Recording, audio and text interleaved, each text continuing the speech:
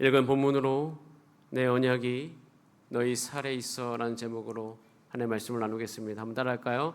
내 언약이 너희 살에 있어. 이 말씀으로 하나님의 은혜를 나눌 때 여러분의 인생의 지혜를 발견하는 시간 되시기를 축복합니다. 우리는 사랑받기를 원합니다. 사랑이 필요합니다. 그래서 사랑받기 위해서 때로는 이것저것을 의지해 보았고 또 끊임없이 노력하며 살아왔습니다. 그리고 내 인생에 왜 고민이 있을까, 왜 괴로울까를 돌이켜보면 사실 내 인생에 사랑이라는 것이 채워져야 될 때라는 것을 우리가 깨달을 때가 있습니다. 근데 그것을 위해서 그렇게 살았으나 때로는 그 모든 시도들이 기대만큼의 결과를 주지 못하고 오히려 마음 깊은 곳에 실망과 공허를 남기기도 합니다. 저는 그때마다 십자가를 바라봅니다. 십자가에는 아무 흠도 없고 죄도 없으신 예수님이 계셨습니다. 근데 거기에 계실 이유가 없잖아요. 예수님께서. 근데 그분은 저를 위해서 십자가에서 기꺼이 죽으셨죠. 그 사랑 앞에 서면 전 한 가지 진리를 그때마다 깨닫습니다. 아, 예수님께서 내 있는 모습 그대로 받아주시는구나. 그리고 인생을 책임지시는구나. 그때 제 마음이 이제 흔들림이 멈추게 되어지고 내 안에 믿음이 생기죠. 사랑이 필요한데 나는 이미 사랑을 받고 있구나. 그 자리에서 예수 그리스도의 사랑이 흘러 들어옵니다. 여러분, 이 사랑이 여러분을 채우시기를 축복합니다. 오늘 본문은요, 구약의 갈보리라고 불립니다. 예전에 제가 창세기 17장을 통해서 엘샤다이 하나님을 나눈 적이 있습니다. 엘샤다이 하나님은 오늘 본문에 나왔듯이 전능하신 하나님이라고 불리우고 있습니다. 그런데 그 하나님은 전능하신 하나님 이렇게만 해석되기에는 충분하진 않습니다. 오히려 그 해석 안에 한 가지가 포함되어져야 되죠. 그것은 엄마의 품과 같은 그 품을 내어주시는 하나님이에요. 안아주시는 하나님, 나의 연약함을 이해하시는 하나님, 우리를 전인격적으로 다뤄주시는 하나님이세요. 믿음의 조상이었던 아브라함이 오늘 본문에 보면 99세가 되었다고 이야기하고 있습니다. 그리고 16장에서 하갈을 통해서 난 이스마엘이 있습니다. 그 이스마엘이 이제는 많이 자라서 청소년 시기가 시작이 되었습니다. 그런데 그쯤에 한 가지 우리가 분명히 아는 것은 지금 사레에게는 자식이 없죠. 이런 상황이 지금 창세기 17장에 시작되면서 우리의 눈에 보이는데 또 게다가 이 13년의 시간을 흘러보내면서 우리가 16장을 지난주에 나누지 않았습니까? 그렇게 힘들었던 창세기 16장을 거쳐왔어요. 창세기 16장 16절에 보면 하갈이 아브라함에게서 이스마엘을 낳았을 때가 아브라함이 86세다라고 기록되어 있습니다. 근데 오늘은 99세죠. 그러니까 이스마엘을 낳고도 13년이 흘렀고요. 또 창세기 16장 3절에 보면 하갈을 첩으로 준 때가 가나안 땅에 이른 지 10년이라고 되어 있어요. 그럼 이것저것 다 생각을 해보면 10년 첩으로 주고 그리고 자식을 임신하고 태 낳는데 1년. 그러니까 지금 이 창세기 17장은 부르심을 받은 이후에 한 24년의 시기 지나고 있을 때입니다. 우리는 압니다.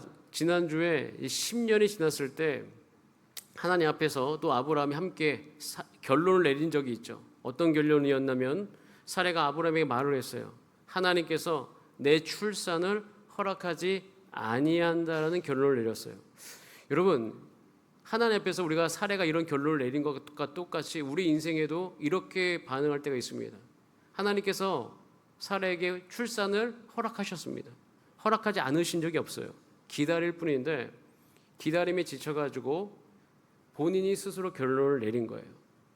우리도 우리 인생을 살아갑니다. 여러분들도 우리 주사랑교회 안에서 신앙생활을 합니다. 그리고 하루 한 장을 읊조리면서 함께 걸어가고 있잖아요. 자, 여러분에게 부탁드리고 싶은 거, 여러분 인생의 어떤 결론을 너무 빨리 쉽게 내리지 마세요. 하나님의 말씀으로 말미암아 여러분의 생각이 새로워지고 여러분 정말로 이루어지는 하나님의 생각이 여러분의 생각이 되시기를 간절히 축복합니다. 그래서 우리는 기도해야 되죠. 주기도문, 하늘에서 뜻이 이루어진 것처럼 땅에서도 이루어지기를 기도해야 되는 거예요.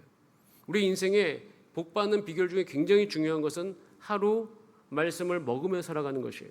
그래야지 우리는 어려움을 통과해 갈 수가 있는 거예요. 창세기 16장 5절에 보면 굉장히 어려운 상황이 있었지 않았습니까? 우리 그 말씀 한번 보면서 그 상황을 한번 다시 생각해 봅시다. 창세기 16장 5절입니다. 시작. 사레가 아브라함에게 이르되 내가 받은 모욕은 당신이 받아야 옳도다. 내가 나의 여종을 당신의 품에 두었거늘 그가 자기의 임신함을 알고 나를 멸시한 당신과 나 사이에 여호와께서 판단하시기를. 굉장히 아픈 상황이잖아요. 아브라함은 아브라함대로, 사레는 사레대로, 하갈은 하갈대로. 하나님 어디 계십니까? 외칠 수밖에 없는 마음이 상한 그런 상황 속에 있었잖아요. 그때 하나님께서 엘로이, 우리를 살피시는 하나님으로 창세기 16장에 하갈을 만나시는 장면을 보여줍니다. 그 장면을 묵상하면서 제가 기도하죠. 하나님, 아브라함도 창세기 16장에 17장까지 가야 되지 않습니까? 무려 13년 이상을. 우리 인생에도 하나님의 약속이 이루어질 때까지 우리가 함께 걸어가야 될 것이 굉장히 많이 우리 눈앞에 있습니다. 저와 여러분은요, 하나님의 언약의 때까지 함께 걸어가야 될 믿음의 동역자들인데, 우리가 함께 기도해야 될 것이 뭐냐면, 우리 모두가 다 그 엘로이의 하나님, 우리를 살피시는 그 하나님, 우리 목자 되신 하나님을 함께 만나가면서 우리가 손붙잡고 하나님이 가라고 하신 그곳까지 함께 걸어가게 되기를 간절히 소원합니다. 그러기 우리가 함께 모인 거예요. 우리 옆 분하고 한번 인사할까요? 당신은 나의 동역자입니다. 시작. 당신은 나의 동역자입니다. 너무 미워하지 마시고 볼 때마다 사랑하세요. 우리 함께 걸어가야 될 사람이에요. 평생. 한 분 한 분이 나를 살피시는 그 하나님 만날 수 있도록 그래서 기도하셔야 됩니다. 그래야지만 17장까지 갈 수 있는 거예요. 자, 오늘 본문 그래서 17장 1절에 이렇게 됩니다. 여러분, 여기까지 숨이 찰 수 있어요. 저는 이 본문을 묵상하며 읽었는데 어느 날 숨이 차더라고요. 야, 여기까지 올 수 있었던 것도 은혜야. 같이 한번 읽어봅니다. 시작. 아브라함이 99세 때 여호와께서 아브라함에게 나타나서 그에게 이르시되 나는 전능한 하나님이라 너는 내 앞에서 행하여 완전하라. 나타나셔서 첫 마디가 나는 전능한 하나님이다. 전능하신 하나님은 여러분을 위기에서 건져주시는 하나님이십니다. 위기가 어떤 위기냐? 하나님의 생각에서 벗어난 생각을 가진 것이 위기예요. 지금 아브라함에게 굉장한 위기가 있어요. 그것은 이제 17장 끝에 있는데 하나님 그냥 이스마엘로 족합니다 라고 이야기하는 거예요. 지금 이스마엘도 많이 컸고 조금 한 10년만 더 있으면 내가 하고 있는 일을 물려받을 수 있을 것 같아요. 그래서 창세기 17장에서 15장하고 똑같은 거예요. 엘리에셀이 네 상속자다라고 이야기한 그 결론과 똑같은 맥락 안에서 그래도 이스마엘은 아브라함의 씨이긴 하지 않습니까? 그러니까 이 이스마엘을 족합니다 라고 생각하는 그 생각 속에 머무르는 위기예요. 그럼 우리도 오래 기다리다 보면 하나님의 약속이 내 인생 가운데 반드시 이루어질 거야 이 생각보다는 이 정도면 족하지 하고 타협에 이르는 지점이 옵니다. 그것이 위기일 때가 있어요. 그때 만나야 될 하나님이 전능하신 하나님이에요.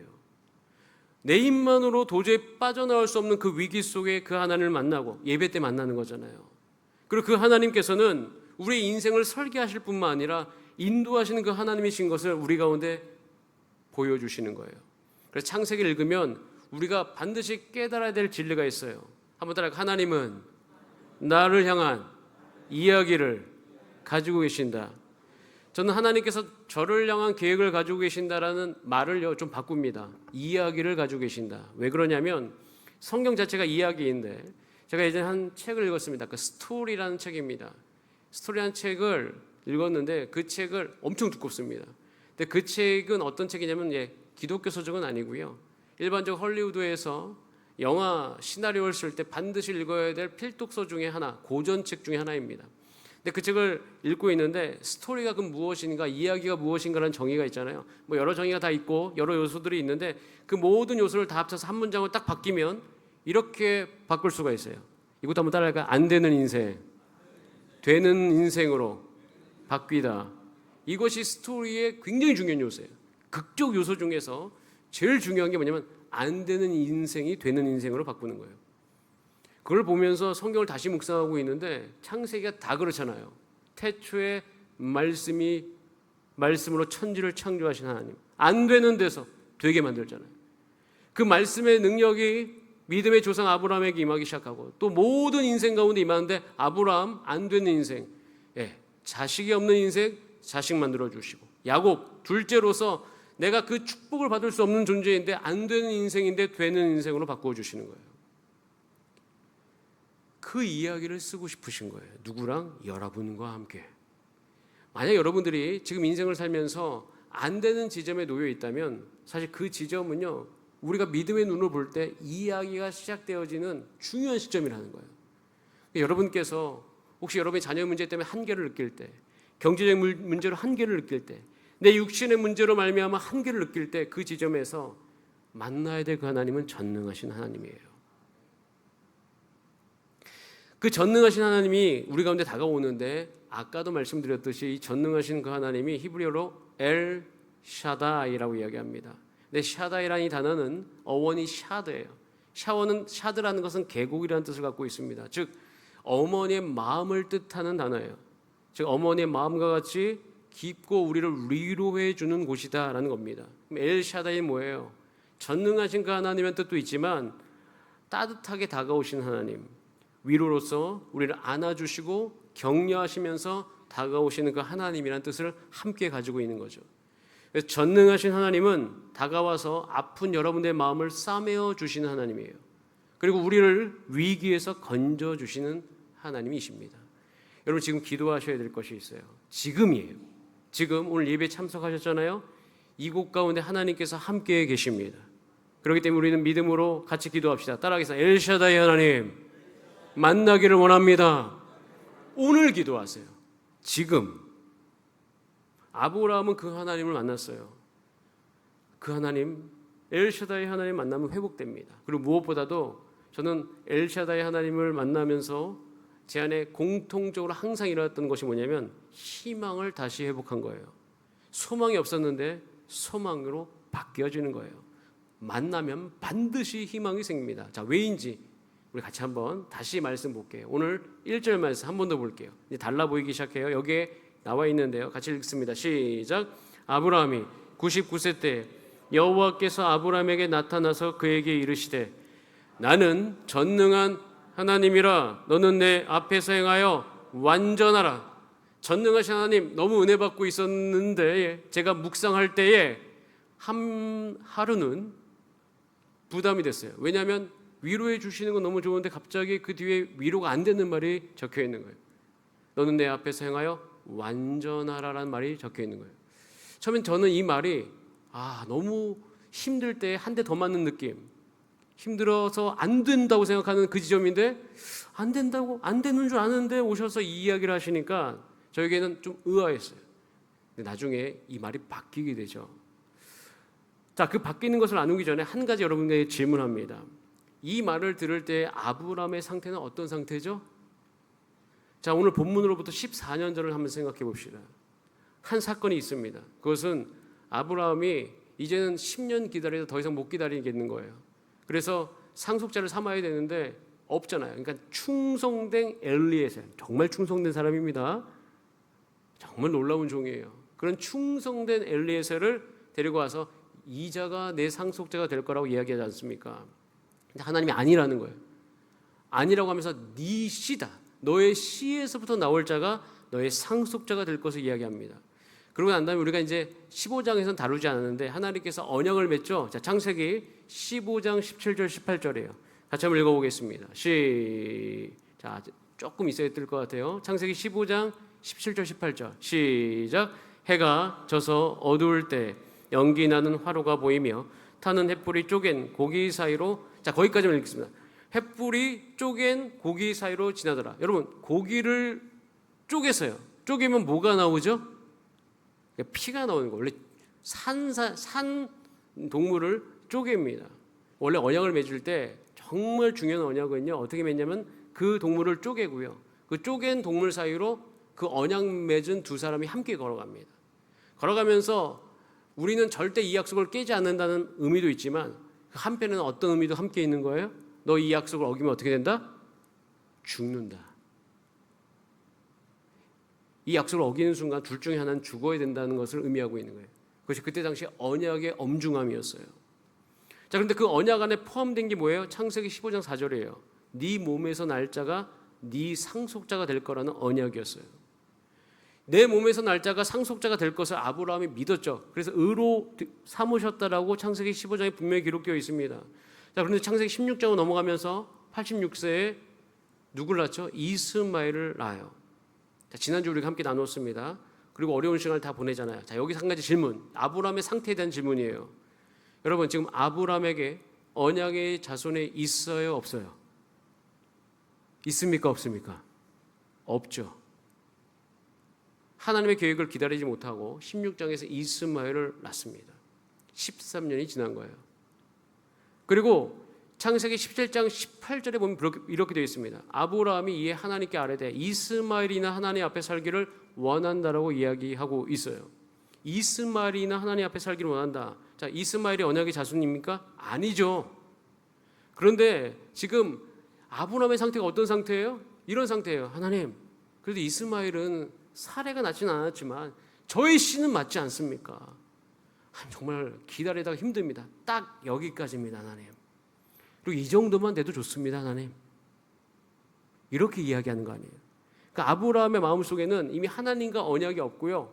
하나님 입장에서 보면 그것이 파기된 것 같은 파기된 그런 상태에 이르는 것이 아브라함의 마음이었어요. 자, 여러분, 근데 한 가지 여기서 하나님의 놀라운 은혜가 임하기 시작하는데, 언약을 파괴하면 어떻게 되죠? 둘 중에 하나는 어떻게 돼요? 죽어야 되죠. 너나 나나 둘 중에 하나는 죽어야 됩니다. 그런데 지금 엄밀하게 따지면 아브라함이 그 언약을 깬 거죠. 왜? 그 언약을 믿지 못하고 그 언약 안에 거하지 않으니까. 그럼 법대로 하면 지금 아브라함 어떻게 해야 됩니까? 아브라함은 죽어야 됩니다. 자, 그래서 하나님께서 어떻게 하시는 거예요? 죽이십니다. 본문에 아브라함을 죽이는 장면이 나와요. 어떻게 죽인지 한번 보세요. 어떻게 죽이는지 창세기 17장 10절이에요. 같이 한번 읽어보겠습니다. 시작. 너희 중 남자는 다 할례를 받으라. 이것이 나와 너희와 너희 후손 사이에 지킬 내 언약이니. 할례를 명하고 자릅니다. 포피를 자르잖아요. 피를 보게 하죠. 이것이 죽이는 거예요. 상징적인 거예요. 몸에 새겨버립니다. 뭘 새겨요? 너는 죽었다. 넌 육체적으로 끝이 났다. 완전히 죽여버리는 그 상징적인 행위를 너희 몸속에 행하라고 이야기하는 거예요. 그러면서 한 가지를 하시죠. 이름을 바꿔주시는데 왜 이름을 바꿔주십니까? 옛날 아브라함은 죽이고 다시 언약을 회복시켜 주시는 거예요. 그리고 그 언약을 이름에 새겨버립니다. 육체를 죽여버리고 자신의 언약을 그의 이름에 새기시면서 완전히 모든 것을 복구하세요. 여러분, 이것이 우리에게도 동일하게 지금 우리 인생 가운데 있어요. 우리는요, 이 성경이 우리 가운데 쥐어져 있습니다. 근데 이 성경을 믿고 살아가는데 이 성경을 믿는 이 열매가 내 육체 가운데 나타나지 않을 때가 있어요. 그러다 보면 우리는 어떤 마음으로 살아가죠? 하나님, 전 여기까지인가 봅니다. 성령의 열매 내가 어떻게 맺습니까? 이 정도만 돼도 되죠. 저는 인내는 잘합니다. 그런데 사랑은 부족해요. 그럼 우리 생각 속에 어떻게 해요? 사람은 안 바뀌나 보다. 여러분, 사람은 안 바뀌는 건 사실입니다. 사람은 바뀌지 않지만 성령의 열매 맺을 수 있어요. 여러분, 성경을 읽다 보면 우리가 우리 안에 강함이 나타나는 것은 우리가 강해져서가 아니에요. 우리 가운데 하나님의 강함이 머물기 때문입니다. 우리 가운데 성령의 열매가 맺어지는 것은 내가 변했기 때문이 아니에요. 내가 성령의 통제를 받고 있기 때문인 것이에요. 우리 분명히 아셔야 될 것은 사람이 바뀌지 않아도 우리는 성령의 열매를 맺을 수 있습니다. 착각하시는 것이 있어요. 성령의 열매는 성령 충만할 때, 성령님의 통제를 받을 때 가능한 것이기 때문이에요. 성경을 우리가 믿지 못하는 경우가 있어요. 내 인생은 하나님 여기까지입니다. 말씀의 성취 여기까지예요. 누가 결론을 내려요? 여러분이. 내가. 우리 스스로 우리 인생의 결과를 확정지으면서 살아가는 경우가 굉장히 많이 있는데 하나님 입장에서 보면 안타깝습니다. 왜냐하면 이 하나님의 언약이 우리가 살아가는 모든 인생 속에서 충만하게 이루어지기를 하나님께서 지금도 원하시는데, 교회의 영광을 회복하기 원하시고 교회의 능력을 회복하기 원하시는데 우리가 결론을 내리고 딱 그냥 살아가는 것이에요. 누구와 같이? 아브라함과 같이예요.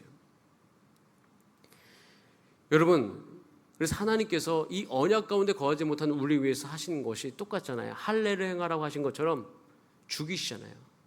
근데 우리를 죽이지 않으시니까 누굴 죽이셨죠? 예수님을 죽이셨습니다.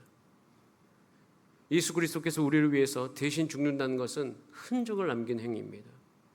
오늘 우리도요, 말씀을 믿지 못하고 예수님을 영접한 이후에 천국 가는 티켓만 가진 채로 말씀의 능력으로부터 멀어진 채 온전한 열매를 맺지 못하고 살아갑니다.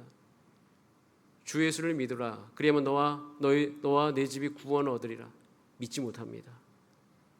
내가 너를 사람 낚는 어부가 되게 하리라. 믿지 못합니다. 성경이 이야기하는데 그것은 안 믿어도 괜찮다라고 여기는 우리의 모습이 있어요. 근데 여러분, 한 가지 분명히 아셔야 될 것이 있어요. 예수님이 십자가에 죽으실 때 예수님만 죽은 게 아니에요.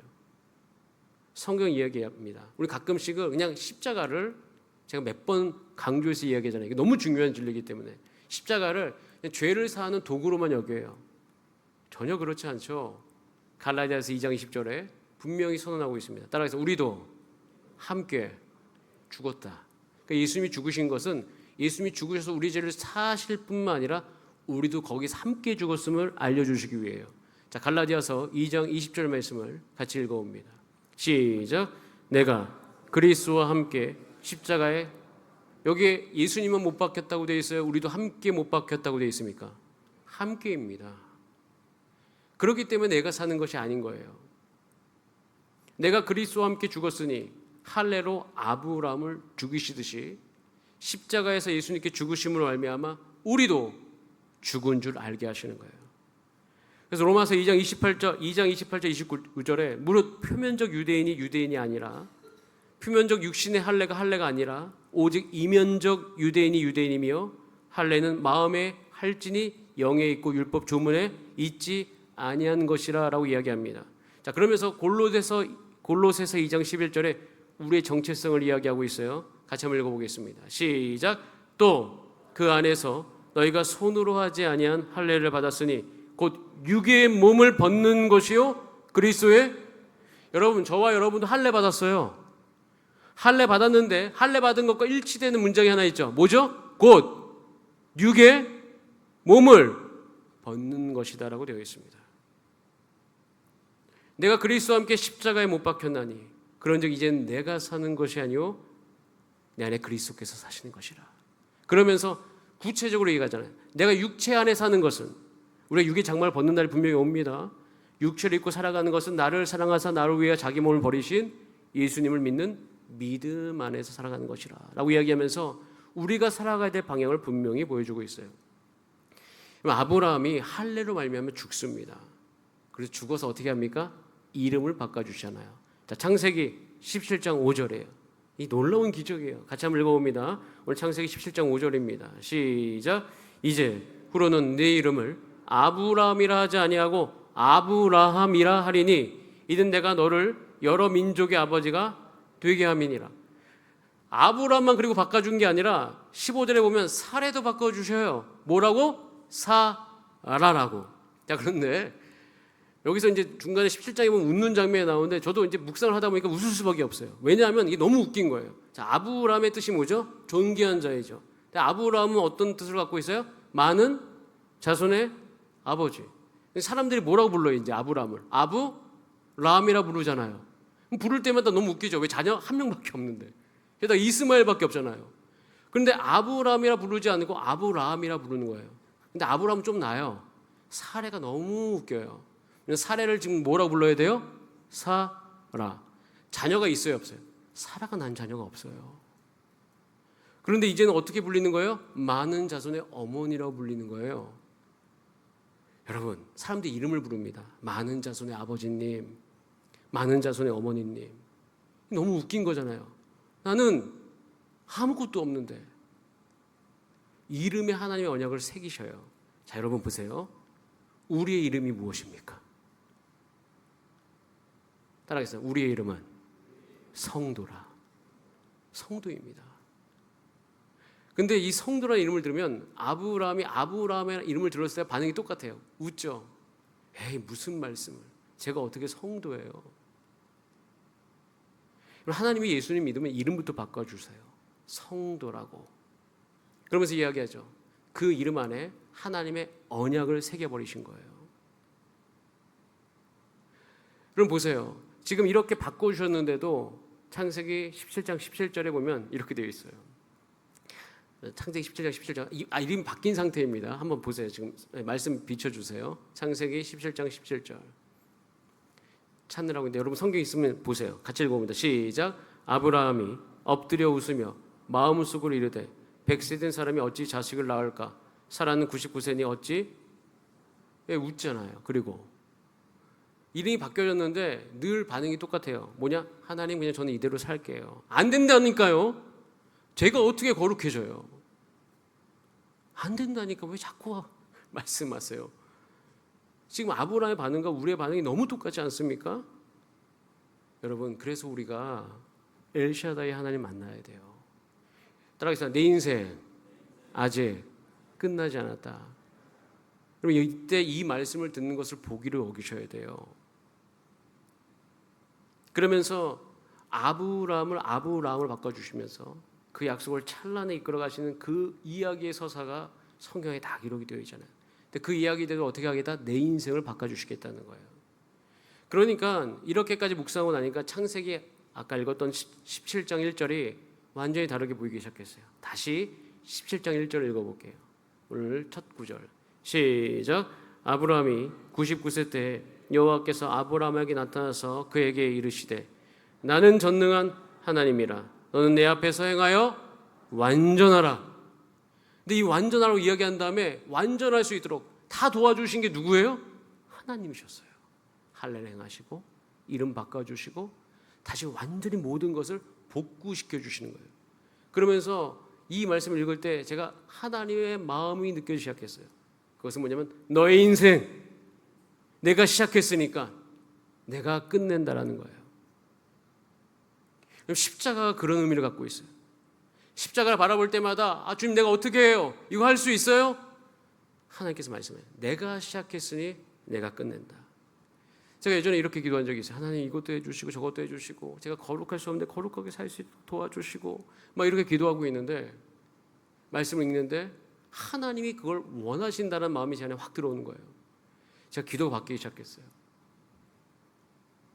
하나님 제가 거룩하게 살 수 있도록 성령의 열매 맺을 수 있도록 막 이렇게 기도하기보다는 기도가 탁 바뀌기 시작하는데 이렇게 바뀌었는데 한번 따라할까요?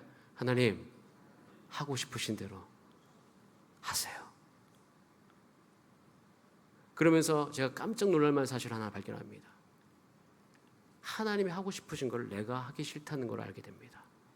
거룩하게 사는 거, 성령 열매 맺는 거, 가정 안에서 남편으로 살아가는 모습 내가 하고 싶지 않은 거구나. 내가 못 믿는 거구나. 그러면서 그 이후로부터는 제 마음이 편안해지면서 오히려 훨씬 더 좋았던 것은 하나님이 원하시는 대로 제 인생에 해주세요. 여러분 우리가 오늘 해야 될 기도가 그거예요. 하나님 원하시는 대로 해주세요. 하나님 무엇을 원하세요? 에베소서 1장 4절을 원하세요. 같이 한번 읽어보겠습니다. 에베소서 1장 4절. 깜짝 놀라지 마세요.